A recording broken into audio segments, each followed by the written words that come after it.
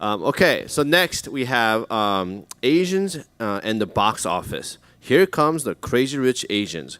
Crazy Rich Asians, the highly anticipated film based on the best-selling novel by the same name, is opening soon in the theaters near you. But you can be the one of the first to hear all about it at this year's 3F Summit now. Join us for the panel of experts including Terra Potts, Senior Vice President, Multicultural Marketing, Warner Brothers, Cortney Charleston, Client Manager, Multicultural Growth and Strategy, Nielsen, and Jimmy O. Yang, actor and comedian, Crazy Rich Asian and Silicon Valley, as they discuss highlights and marketing of the film and the power and the influence of Asian American consumers in entertainment. Moderators Tim Wang, founder and principal at TDW+Co. So please give warm round of welcome.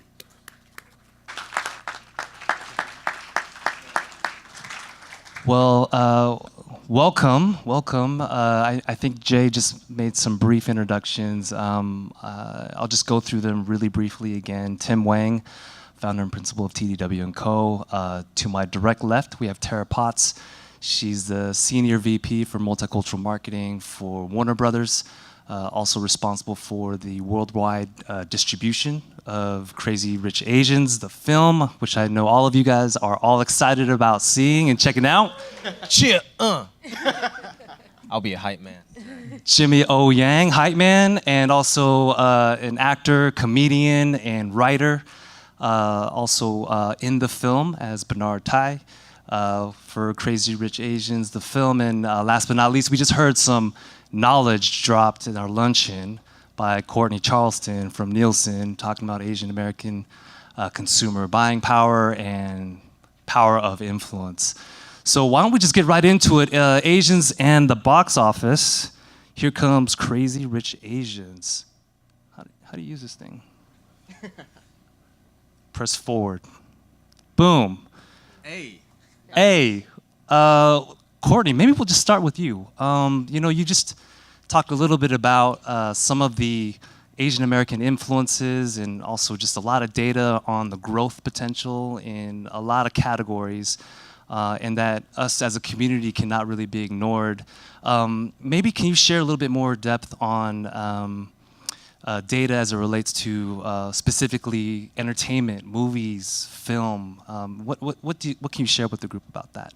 Yeah, I think when we're talking about content, right, and we're talking about Asian Americans, we're dealing with a segment of the population that is consuming and creating both a lot of different content. When we think about the way that technology has expanded the possibilities of what can be done, in terms of large scale and small scale, it's really given new creatives and new creators a chance to kind of enter into the national conversation, international conversation, I'll say, actually. And Asian Americans, I think, have been a really, really strong driving force in that because of the fact that they have been so willing to adapt technology for their own purposes and to amplify their own voice. And I think, as we move forward, I'd be really interested to continue to monitor how they continue to push that much further forward.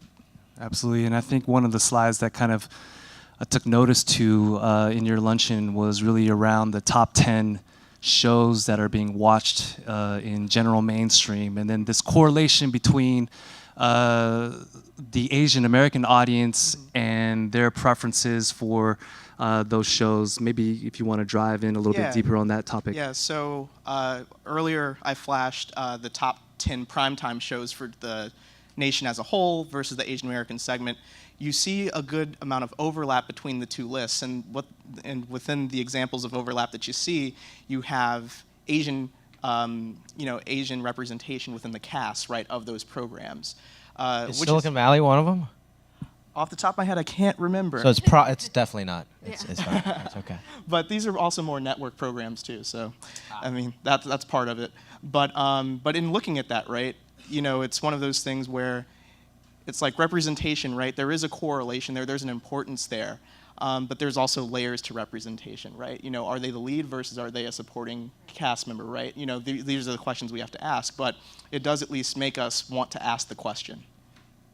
So. Cool. Thank you, Courtney. So maybe, Terra, we can talk a little bit about the film Crazy Rich Asians.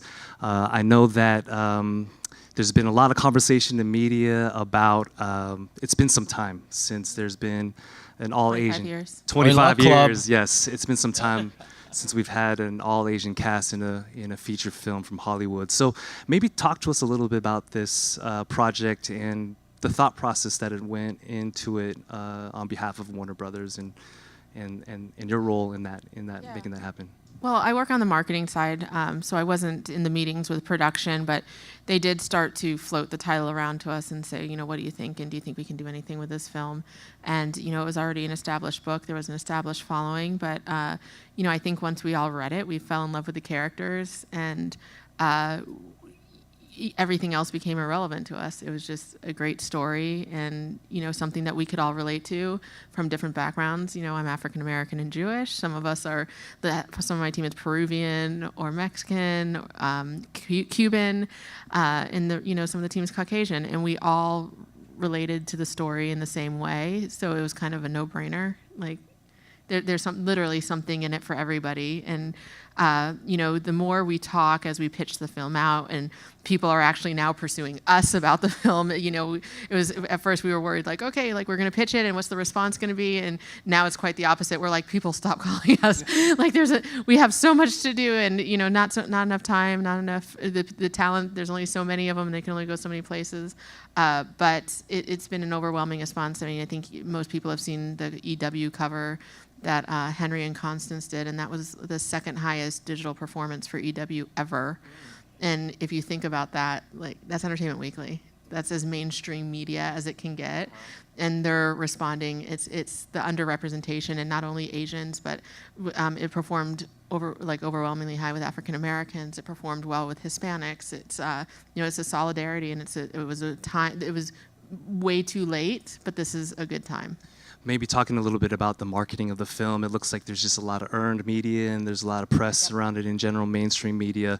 Talk to us a little bit about this, of course, being the Asian American Advertising Federation, and also a coalition of marketers, agencies, media, researchers.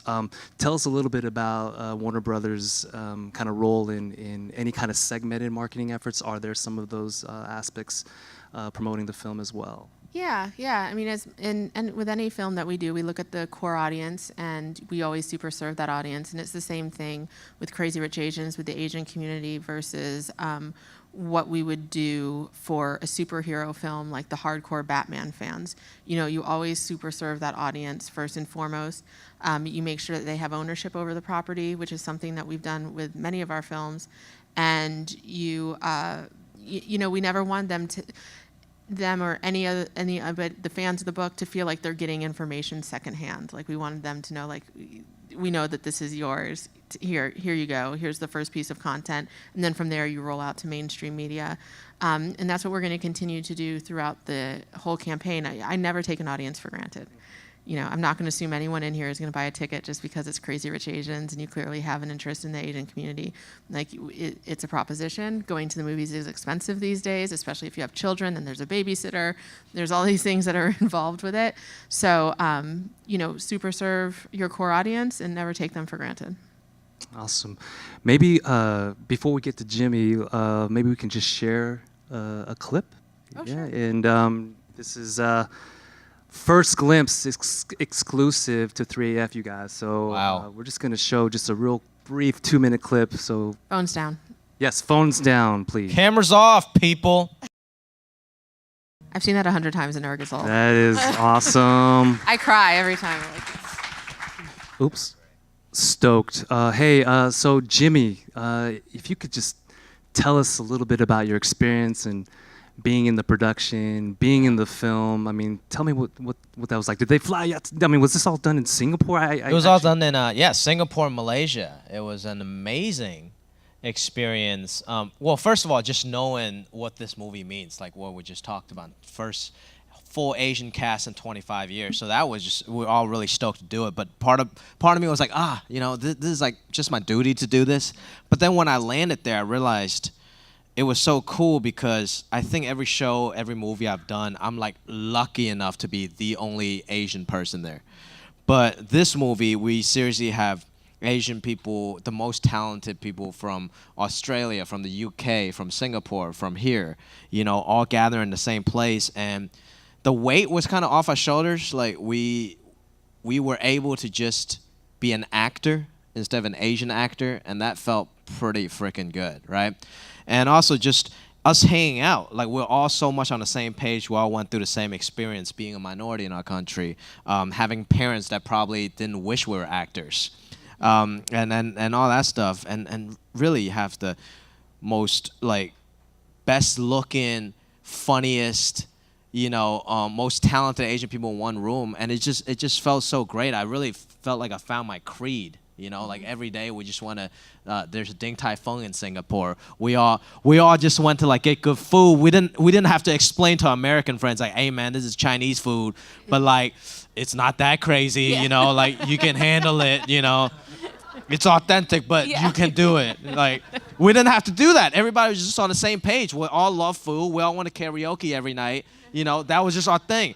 It was just so fun. And we still have a WhatsApp group with like 120 people that we all just chat and hang out with. And we became like some of the closest friends ever. And it wasn't just on screen, on camera. It was also behind camera, behind the screen as well. Absolutely. I'm having a couple of them come over my house like later on and you know, hang out. John Chu lives right by me, and we all just became like best buds, you know. And I think we all share that same feeling of us finally able to find our creed. Like for me, I'm a comedian, but like not just finding another comedian, because that's a level of comfort there, knowing that we all started as a stand-up or whatever. But this is another level of like, oh my God, like you are also like a unicorn in this business of an Asian actor, right? Like that really fought through the grain to be where we are now, and we're all just in the same room. It felt really special. It was great. It's awesome. I mean, what I'm hearing from you, Jimmy, is just this notion of just the challenges, right? In Hollywood and entertainment, and just being able to just feel just like you're a part of the crew and just accept it, and just, you know, being able to drive a lot of that change. I guess, you know, what can you describe, or can anyone on the stage maybe just describe a little bit about some of the challenges that we are facing, and you know, what are these significant barriers, and how can we collectively, as you know, talent, as creators, as writers, as marketers, as media, as researchers, really kind of move the needle to make sure that we can kind of overcome these barriers? Do you guys want to talk about it first? Yeah, sure, I can talk about it, because the first thing that came to my head is, you know, I've worked at Warner Brothers for 8 years, but I've been in the studio system for 15 years. I worked at Lionsgate and Paramount and with the Weinstein Company. And, you know, I tried for a really long time to fit in, and, you know, what does my presence bring to the table that can be beneficial for them? And, you know, I think it was a few years ago where I finally had the epiphany of like, screw them, I don't want to fit in with them, I'm me. And what I bring to the table in my perspective is what makes me authentic, which is why the way I market to these groups, why we've seen so much success, because why should we conform into who they are, and they don't have to conform to who we are or what we like? And I didn't like that anymore, so I just stopped doing that. And, you know, I brought in strategies and ideas that made some people uncomfortable, and I would remind them, you should feel uncomfortable because this isn't for you. You're not a black woman in Atlanta. Like, that's who I'm marketing to right now. I'm not marketing to, you know, a woman who went to USC and is privileged and grew up in LA. So, you know, you have to speak to people in different ways. And, you know, and I talk about this a lot with circles that I run in with and people who mentor me, is, you know, at what part in this industry and in this time do we stop worrying about the past anymore, you know, and worrying about how we were treated or mistreated and what didn't work out for us, and how do we start setting the new standard moving forward, and how do we dictate to them how we're going to be treated and do our own thing? And Crazy Rich Asians is a perfect example of just doing their own thing, and it freaking worked, and it's good, and it's gonna work. And when this film opens, as long as people show up, which I believe they will, from every ounce of reaction we've got, it's like 5 more films are going to get greenlit, and no longer will that community have to compromise their storytelling to fit into what other people feel they want, right? Like, if we were alive during the time of vehicles, you know, if someone's like, what's his name? The Apple guy. I can't remember his name. Yeah, Steve Jobs, sorry. But, you know, if you ever read his biography, which is really inspiring, it's like, you know, he said if you would have asked them what they wanted to move faster, they would have said a faster horse, and then you invented a car, right? If someone would have said, I want to be safe, we would have just said, like, slow down driving. No one would have said seatbelts. So it's like when people come to us and they're like, well, what kind of movies do you want to see? I'm like, I don't know. No one's invented it yet. You show me. You tell me, what are you thinking? And give us an authentic story and something different. Like, we're all stocked up on horror films. For me, I'm all stocked up on black women who are scared and have someone trying to beat them up and they're saving their family. Like, I've seen that movie 20 times and over again. Like, the community, through digital presence and what they're consuming online, and through the way box office has been performing between the Get Outs and Black Panther, and just insert Overboard, just really overperformed with the Hispanic market and made a lot of money in half the number of theaters that a studio normally puts films in. And it's very clear that the audience is there, and they don't know what they want yet because they've never been given that. So that's my point of view. That's awesome, Terra. I mean, it's huge from a studio standpoint, or just in general. There's a focus on hiring a diverse cast, right? Like, me as an actor, I just try to focus on, okay, if I go into an audition, either it's an all-Asian audition sometimes, or it's a open audition for everyone, I want to make sure I'm good enough to get that part to put more Asian people on TV. But at the end of the day, there's other people, certain organizations like CAPE and stuff that we work with, and people in studios like Warner Brothers, like everyone else I met, like even Nina, who took a chance on us, right? From Color Force, the producer. Just people taking chances, and hopefully, like, it will make money. So now it becomes undeniable. It's not just like we're taking a chance. It's just we want to make more money. At the end of the day, I don't think it's a racist thing when they put like Matt Damon in The Great Wall. It's just Matt Damon was a proven, like, draw. In a box office, and they just haven't taken a chance on an Asian person to make us that draw yet. So hopefully after this movie, we'll have more of those chances. And for me, I just want to focus on just sure I can kill it. And also creating stories, right? Like Kevin Kwan writing Crazy Rich Asians, creating our own original story. I gotta plug my book. I'm sorry. Me writing this book called How to American, and but just us creating stories, us writing scripts, right? So we're not just actors for hire. We can go out and create our own content.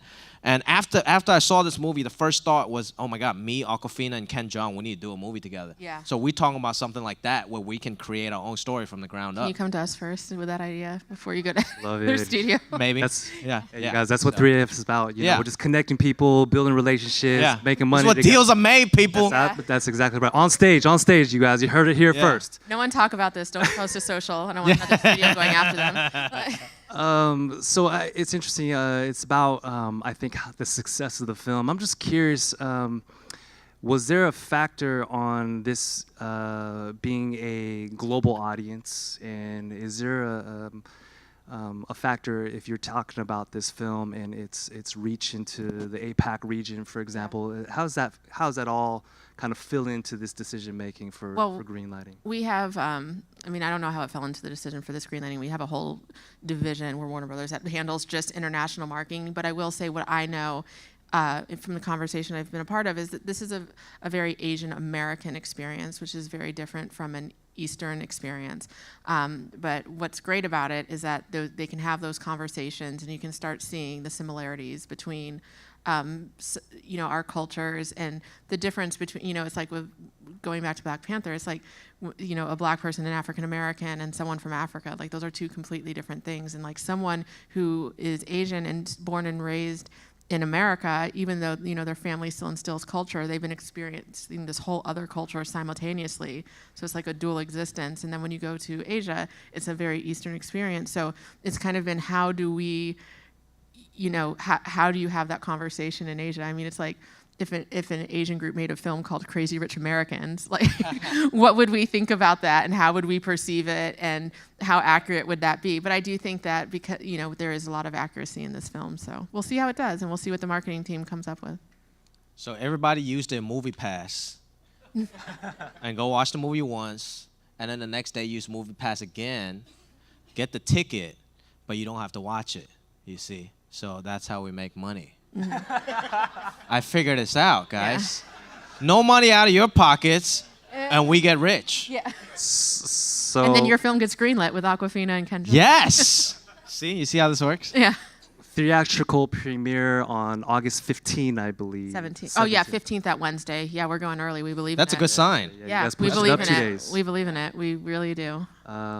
Cool. If we can just segue maybe into what's next. What's next? I heard briefly, Terry, you were mentioning that, depending on the success of the film, you have 5 other projects that could potentially be greenlit. Maybe what's next for each of us here on stage? If you could talk a little bit about that. I'll let you go. So what's next following this? I mean, as someone who's kind of an outside observer, it's what I'd be really interested to see is following the film and hopefully the success, which I think it's going to be very successful. I'm just going to say that off the bat. I want to see not only more movies, filmed with predominantly Asian casts or with an Asian filmmaker. I really want to see a diversity in the stories told and in the format that they're told in. That's something I'm really keyed in on, because I think, you can strike gold, and then that becomes a formula that, can be attempted to be replicated.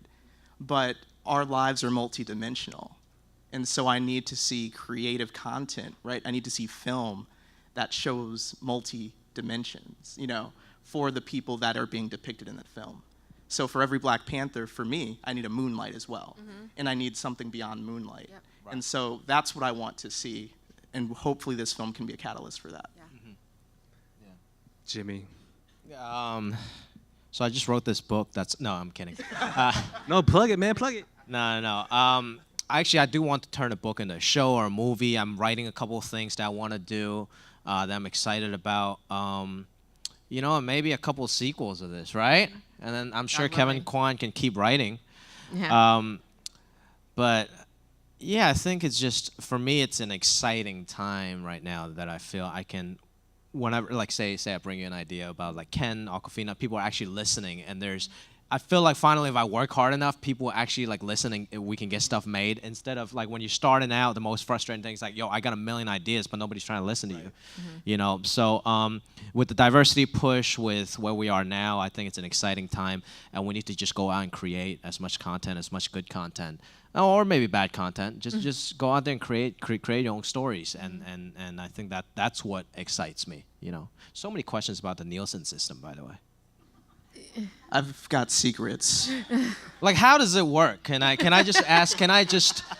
I'm sure some of these people know already, but like say like a Big Bang Theory, right? The rating. How many boxes is in America? Like per 30,000 people, there's one box. Are you guys still using boxes? Like, does my rating count? Does what I watch count? Secret. Come on, man. I think we might have to take that conversation offline, man. Yeah. Off the stage. People got phones out and stuff. Off the stage. Go buy a couple Nielsen boxes. Like Peter Griffin. Yeah, like Peter Griffin, the Nielsen family. Great episode. I wonder what the rating was for that. I do too. Right? Like, wouldn't that be interesting? Anyway, sorry. Tara? So what's next? We have quite a few films that we're working on. We have quite a few films in development. We have another film that's going to be coming out with John Chu after this one that he'll go in production on, In the Heights. Lin-Manuel Miranda's story about Washington Heights that we're unbelievably excited about. So keeping John in the WB family is awesome and a priority for me. And we have other films that haven't been announced yet, but you guys will hear about very soon in the coming months, that are all very specific to certain cultures, and it's a different point of view.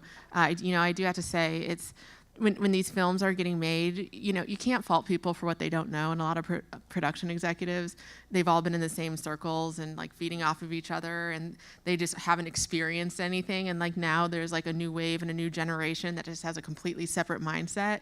And actually being in that seat as like a producer or a production executive is probably the most scariest seat in the industry, because you can either greenlight something that's going to be complete crap and waste the company's money and then you're fired, or you can pass on something that's going to be amazing and then you're going to get fired. And I've known people in both situations. And so that's why there's, I'm not making excuses for them, but that's why they're so afraid to take risks.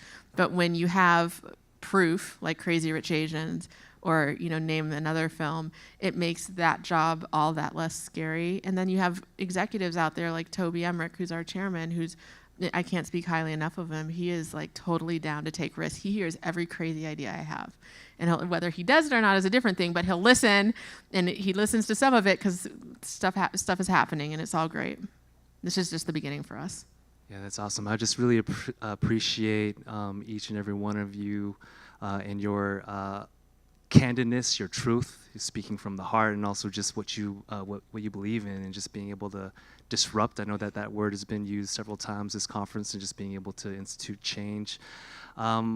Any words of advice for this room and this audience in being able to continue to support what you guys are doing, understanding the context of other corporate marketers here, you have brands here, you have advertising professionals here, you have creative folks here. What are some things that you might have advice for this room and this audience and moving this forward?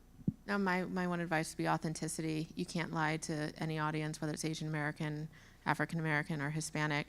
Never compromise who you are or what you know to be true in your gut and what you know about who you are, and that'll be your best foot forward. And things will happen, some good, some bad, but authenticity, they can see right through it.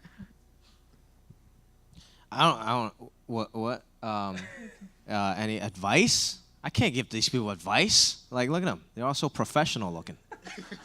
You guys talk about luncheons and institutes and segues and such. And making sure that How do you spell segue, by the way?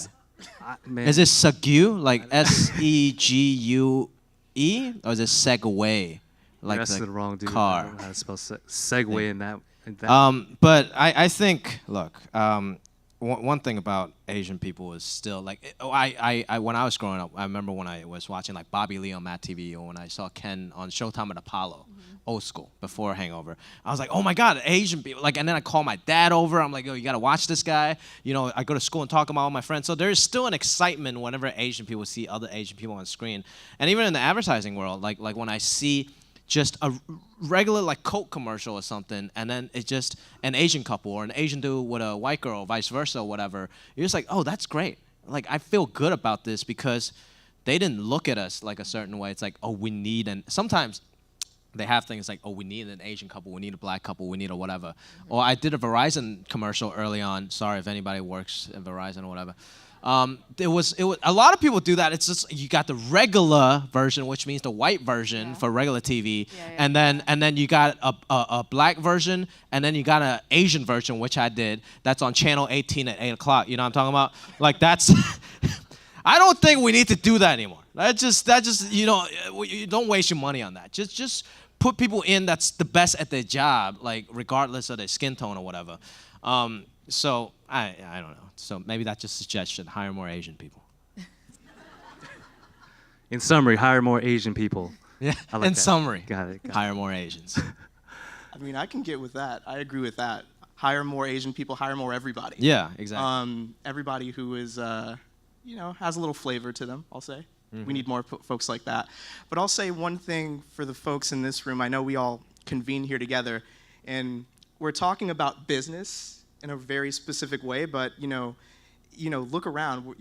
So many folks are literally embodiments and representations of the community we're talking about, and that puts us in a really interesting spot because it's like, on one hand, I'm doing advocacy work, like my presence, what I do day to day, is a form of advocacy and activism, but it's counterbalanced against this.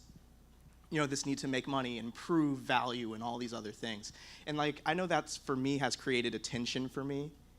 Because I care about these communities, right? But at the same time, it's like I know I have to kind of play that game because it motivates people to act. And so if anybody else feels that tension, I'm just going to say, it's okay. Just go with it. Because ultimately, it's the outcome that's most important, and the outcome that we want to see kind of necessitates that. Great. Well, I think maybe we'll pause here for any questions for the panel? If anyone has any questions. In the back, yeah.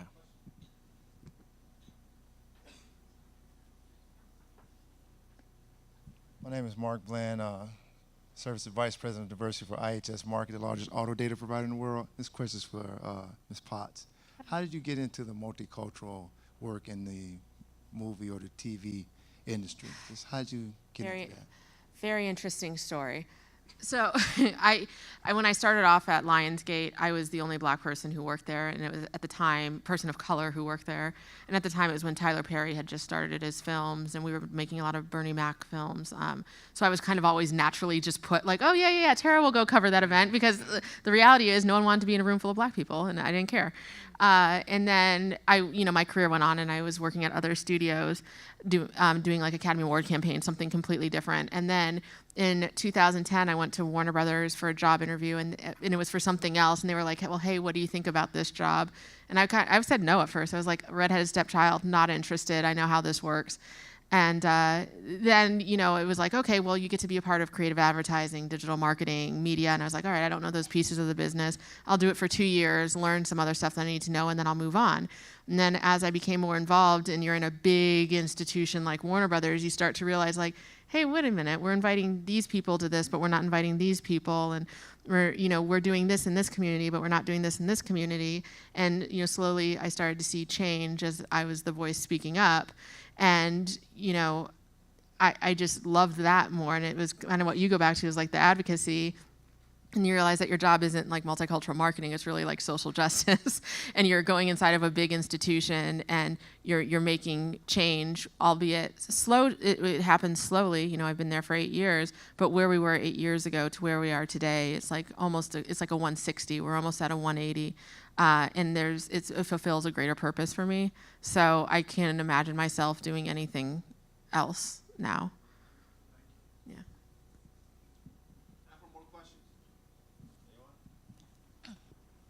The question is for Jimmy Yang.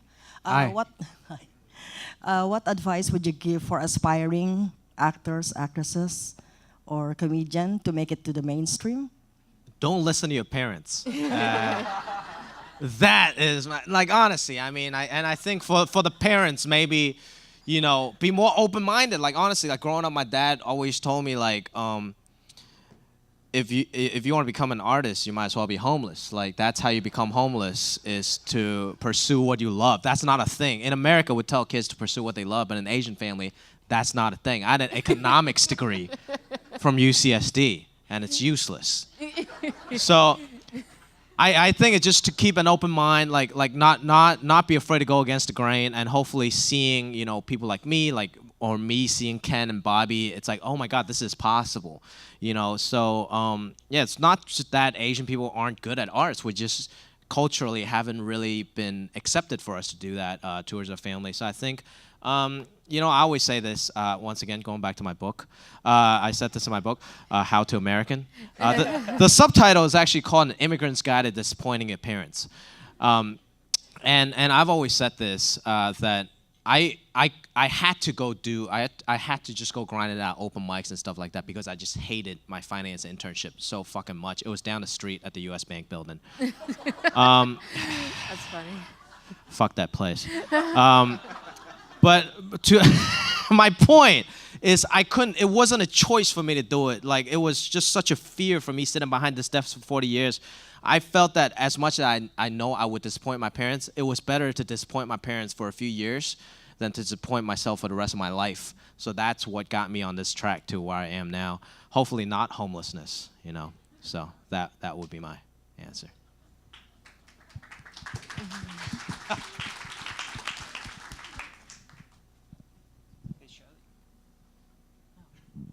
Hello. So the success of film now, I think, has a lot to do with the success that it has in overseas and in China in particular, because there's such a huge thing. So was there any concern, or was there any, not backlash, but any sort of negative concern about the way that Asians were portrayed in China? Because I had a comment when that trailer first came out, and they're like, how do you feel about it? Are you offended? And I was like, no, I thought it was pretty funny. But then I started thinking, oh, maybe I should think it's not so funny. I don't know. It was just... If you think it's funny, it's funny. I think that's what it is. I think that's people's problem. They second guess themselves after afraid of what other people think. Right. But in China, what is... And I assume that it's going to be playing over there as well at some point. Mm-hmm. No? China only lets in a certain amount of U.S. films a year, and it's actually a very big political process, and it is between all the studios that we all share like up to 30 spots a year. So if you think of all the superhero films, the Marvels, and everything that we have with DC, you don't know until a few weeks before the film releases if it's going to go out in China. But we'll definitely be in Singapore. Yeah.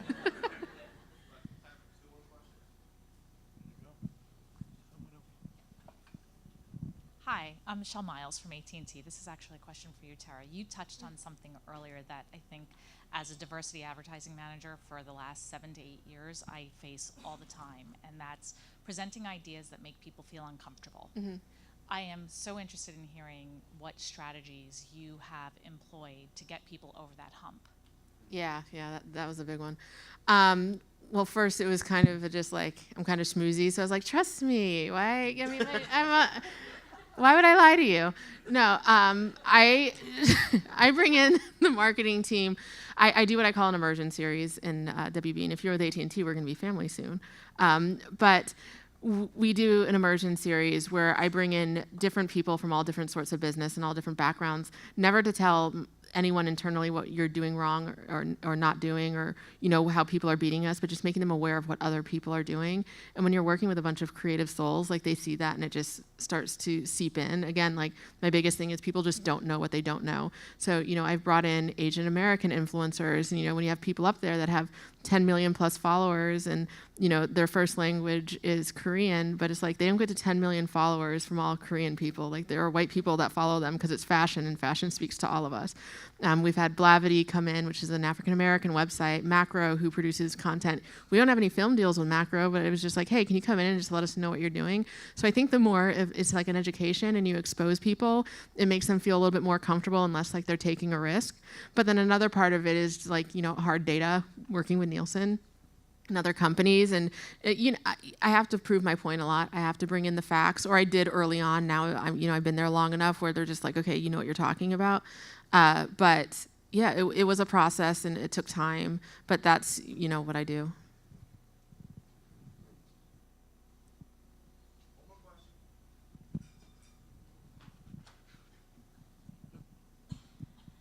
Hi.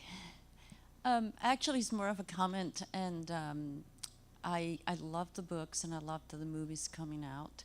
As a marketer and as a creative, one of the things that was interesting to me when I read the first two, how much I actually benefited from it, getting consumer insights and cultural insights and the humor in it. Mm-hmm. And I think to the question that the person in front of me, I don't know her name, that she was asking if people were offended by it. I think that when it comes to humor, one of the things that I have noticed, and this happens also with the Hispanic market, mm-hmm. if it's ourselves making fun ourselves, yeah. is more acceptable. Yeah. And more insightful. Yeah. So, yeah, no, completely agree. If a white man would have made this movie, we'd all be sitting here like, Warner Brothers put out what with who? But for us, by us, it's a whole different proposition. Yes. And by the way, we've shown this film to so many people in the Asian community. So almost every organization that between CAPE and all across the country, CAM and collaboration, nothing but positive response. Mm-hmm. And especially when you're talking to Gen Z or millennials, they have such a different perspective on our country and what it means to be Asian American or whatever hyphen it is that you are, that we're bringing some of our like older mentality baggage to what we're viewing versus a younger audience who doesn't see it that way. Yeah, I think it hits on so many universal themes that I think everyone can relate to. I was listening to this podcast with Brian Grazer, mm-hmm. and he was like, when he starts doing a movie, you got to figure out what the theme is. It's hard to argue with a theme. You can argue with the plot, you can not like a character, but it's hard to argue with a theme. Mm-hmm. So after watching this movie, it's so universal about the family, mm-hmm. impressing your mother, mm-hmm. and then, how do you reconcile this life versus your life now, your yep. life back home. So I think a lot of people can relate to that, and these are universal themes that everybody can relate to. So maybe people can always find somebody to be offended at, mm-hmm. Like people can, oh, this guy's hair is 2 inches too long or something, yeah. or she looks a certain way, or in real life, like whatever. But I think thematically it's so universal and it speaks to everyone that hopefully everybody can enjoy it and see see it for what it is. I mean, I think we all want to be Astrid. If you've read the book and you're a girl, Yeah. like when you see Gemma, you're just like, Or I if see you her. just see Gemma in Yeah. real life, I am a dude and I want to be Astrid. She is stunning. I mean, the only other thing that I kind of can add to what you both have said on this particular question is that, this is also the importance of like this being the catalyst for something else, because the moment we have more than one example, the less pressure there is for this movie to satisfy everyone's concern, everybody's critique, everybody's everything. And the more we can just all be us. And so, this is the starting point, and hopefully, we'll have many more movies to, meet and talk about after this. Absolutely. Yeah, give me Great. one of those. A Neil. big round of applause for this panel. Thank you so much.